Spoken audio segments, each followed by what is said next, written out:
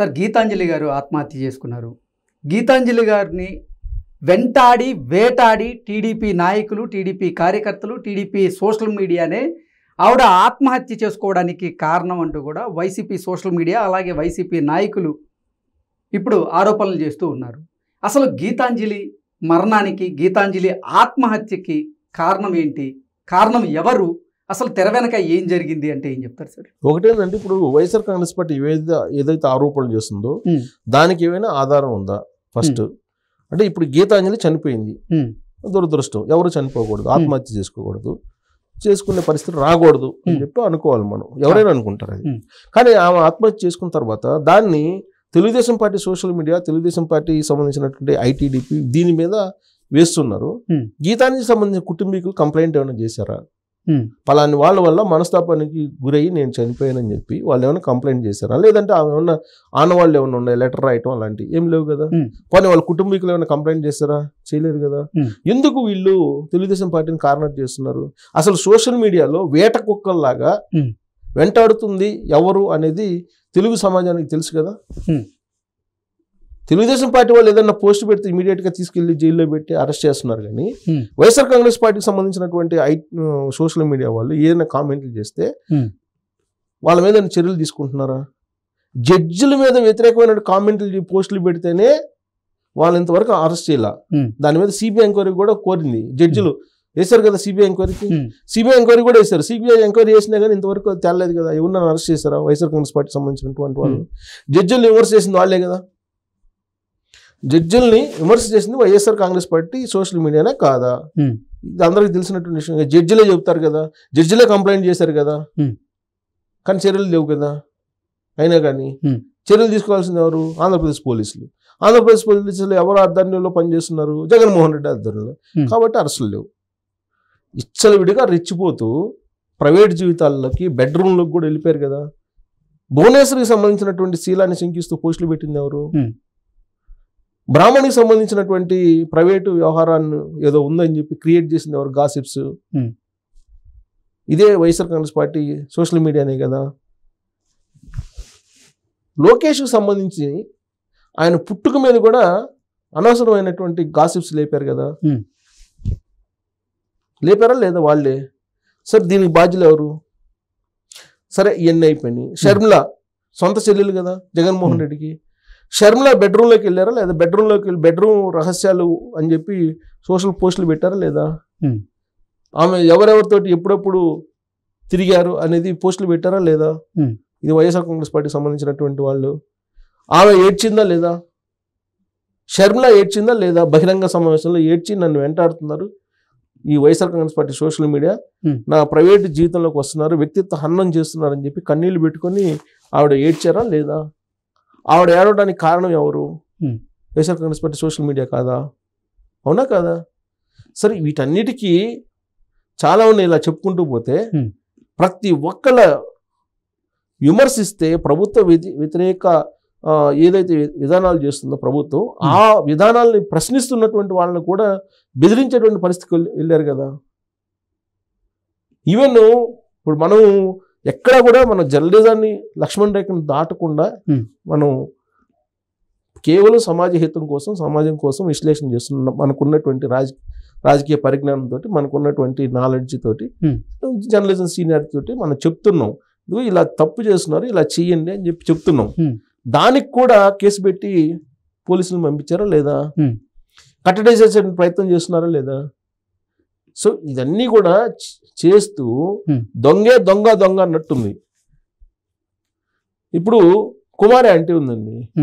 కుమారి aunty ఆవిడేదో footpath మీద ఏదో curries point పెట్టుకొని ఆవిడ అమ్ముకుంటున్నారు, బిజినెస్ చేసుకుంటున్నారు. ఆవిడ గుడివాడ ఆవిడేముంది, నేను 1 సెంటు స్థలం జగనన్న ఇచ్చింది ఉంది, అంతకుమించి నా దగ్గర ఏం ఆస్తులు లేవని చెప్పి అన్నారా? అది వీళ్ళు ట్రోల్ చేసుకున్నారు కదా వైఎస్ఆర్ కాంగ్రెస్ పార్టీ వాళ్ళు. ఆ తర్వాత ఆమె ఏముంది, ఏ పార్టీ కోటేస్తావు నెక్స్ట్ అంటే, మేము మొదటి నుంచి తెలుగుదేశం, మా తెలుగుదేశం పార్టీ అంది. అంతా లేదా? అది వీళ్ళు ట్రోల్ చేసుకున్నారు సోషల్ మీడియాలో. అంతవరకు ఓకే. ఇప్పుడు ఆమెని వెంటాడి తెలుగుదేశం పార్టీకి అనుకూలంగా చెప్పిందని వెంటాడి వేటాడితే అది తప్పు కదా. అలానే ఇప్పుడు గీతాంజలి విషయం, గీతాంజలి ఏం చెప్పింది, కుమార్ ఆంటీ చెప్పినట్టు చెప్పింది, నాకు జగనన్న సెంటు స్థలం ఇచ్చాడు, మా అత్తమామలకి పెన్షన్ వస్తుంది, మా పిల్లలకి అమ్మఒడి వస్తుంది అని చెప్పింది. చెప్తూ ఆవిడ అదేదో ఆ రోజు సమావేశానికి వెళ్ళి, జగన్మోహన్ రెడ్డి సమావేశానికి వెళ్ళి ఆవిడ చెప్పారు, ఆవిడ పక్కా వైఎస్ఆర్ కాంగ్రెస్ పార్టీకి సంబంధించినటువంటి కార్యకర్త అని చెప్పి ఆమె చేతిలో ఉన్నటువంటి పుస్తకాలు వాటిని బట్టి అర్థమవుతుంది. సరే, ఆవిడ అభిమానం అనుకుండొచ్చు, ఎవరి అభిమానం అనుకుండొచ్చు, తప్పు పట్టలేము, పార్టీ కార్యకర్త ఉండొచ్చు. ఆ మాటలు అన్నారని చెప్పి వీళ్ళు ట్రోల్స్ చేశారు, కామెంట్లు పెట్టారు సోషల్ మీడియాలో. వాటి కారణంగానే చనిపోయిందని చెప్పి వీళ్ళు ముద్ర వేస్తున్నారు ఇప్పుడు. కానీ వాళ్ళ కుటుంబీకులు కానీ ఎవరు కంప్లైంట్ చేయాల. అసలు ఇన్వెస్టిగేషన్ చేయకుండా తెలుగుదేశం పార్టీ వాళ్ళ మీద ఇలాంటి ట్రోల్స్ చేస్తూ వీళ్ళు గీతాంజలి చనిపోవడానికి కారణం తెలుగుదేశం పార్టీ అని చెప్పి ముద్రేసి దాంట్లో నుంచి ఏదో రాజకీయం చేయాలని, శవ రాజకీయాలు చేయడానికి ప్రయత్నించడం అనేది అది దురదృష్టం. అసలు ఇటు వైఎస్ఆర్సీపీ వాళ్ళు అయితేనేమి, ఇటు ఇతర పార్టీలకు సంబంధించినటువంటి సోషల్ మీడియాకి సంబంధించిన టీం అయితేనేమి, ఏంటి సార్ ఇంత దారుణంగా అసలు ట్రోల్స్ చేయడానికి? అసలు ఆంధ్రప్రదేశ్లో రాజకీయాలు ఏమవుతున్నాయి అనేది ఇప్పుడు సర్వత్రా అందరికీ నిజంగా భయం వస్తుంది. ప్రైవేట్ జీవితాల్లోకి ఏం పని అండి వీళ్ళకి? ఇప్పుడు శర్మిలాని తీసుకో, శర్మిల ఏడుస్తుంది కదా, సరే ఆవిడంటే కొంచెం ఆత్మస్థైర్యం, తర్వాత రాజకీయాల్లో ఉంది, రాడి తేలుతుంది కాబట్టి సరిపోయింది. మరి ఆవిడనే ఏడిపించారంటే వీళ్ళు ఎంత క్రూరులు. వైఎస్ఆర్ కాంగ్రెస్ పార్టీకి సంబంధించినటువంటి సోషల్ మీడియా ఎంత క్రూరంగా వ్యవహరిస్తుంది. ఆవిడ చేతనే కన్నీళ్ళు పెట్టించారంటే మామూలు మహిళ మరి గీతాంజలి ఏం చేసిద్ది?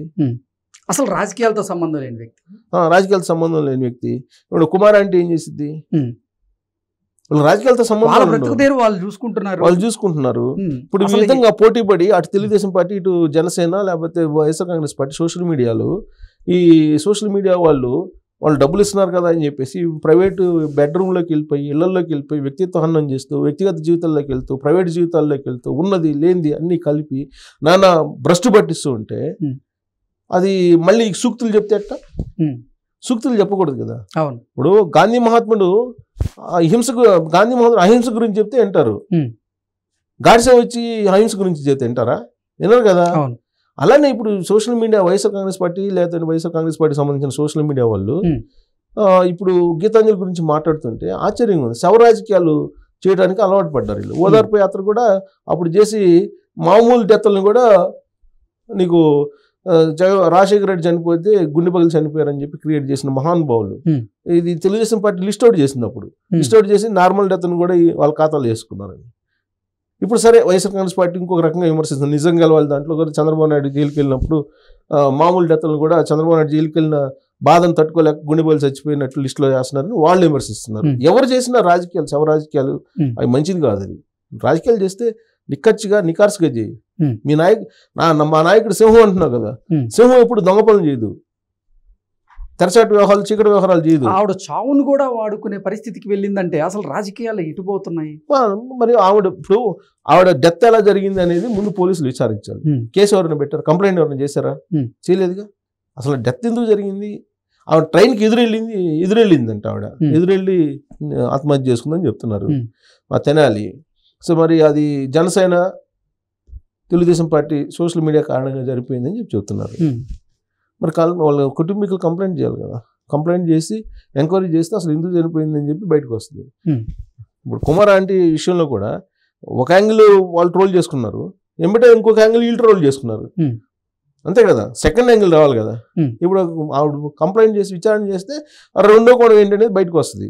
అప్పుడు దాకా ఈ చర్చ జరుగుతూనే ఉంటుంది. సో ఏదైనా కానీ శవ రాజకీయాలు అనేది మంచిది కాదు, సమాజానికి మంచిది కాదు. First of all a party చేసినా. Okay sir, thank you.